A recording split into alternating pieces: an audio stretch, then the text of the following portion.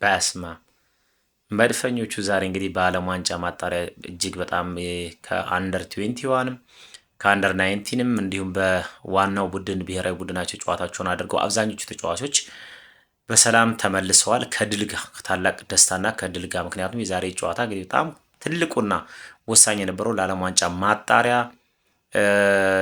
ስዊድን ፖላንድ ያደረገችው ጨዋታ እንግዲህ ሁለቱም ለማለፍ እድል የነበራቸው ክለቦች ነበሩ። ነገር ግን እስከ 88ኛው ደቂቃ ድረስ 2-2 በሆነ አቻ ውጤት መሄድ ቢችልም ባለቀ ሰዓት ላይ ግን ምክንያቱም 88ኛው ደቂቃ ላይ ግን የቁርጥ ቀን ልጇ ቪክተር ዮከሬሽ ለውድድሩ ወይም ለቶርናመንቱ በእነዚህ በሁለት ጨዋታዎች 4 ጎሎችን አስቆጥሮ አገሩን ስዊድንን በጫንቃው ተሸክሞ እንግዲህ ወደ ዓለም ዋንጫ ማሻገሩ ሲሰማ ከዛ በፊት እንግዲህ ታዳጊዎች እንደ ማይስ ሉዊስ ስኬሊ እና ኢታን ዋነሪድ ባሳዩበት ድንቅ ጨዋታ የእንግሊዝ አንደር 21 ቡድን ከሞልዶቫ ጋር ያደረገውን ጨዋታ ኢታን ዋነሪ 2 ጎሎችን በማስቆጠር ማይስ ሉዊስ ስኬሊ ደግሞ እንዲሁም አሲስት በማድረግ ድንቅ እንቅስቃሴያቸውን አሳይተዋል። በሌላ በኩል ማክስ ዶማን የእንግሊዝ እንግዲህ በጣም ተስፈኛው ተጫዋች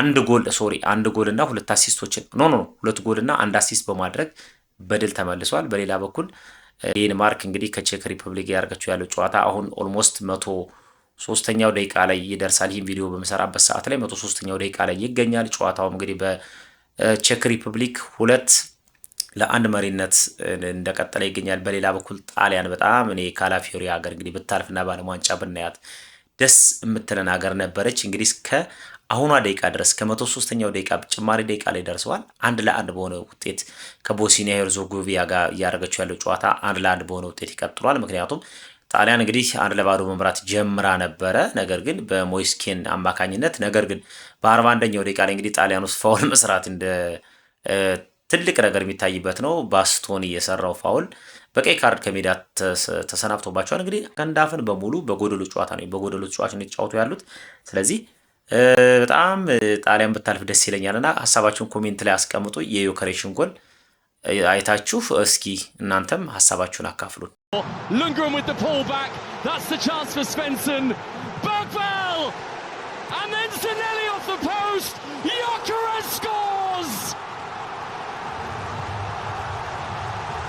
This is a great building block and a great opportunity for these young England players to say, look, I'm ready. Oh, Lewis Skelly did really well.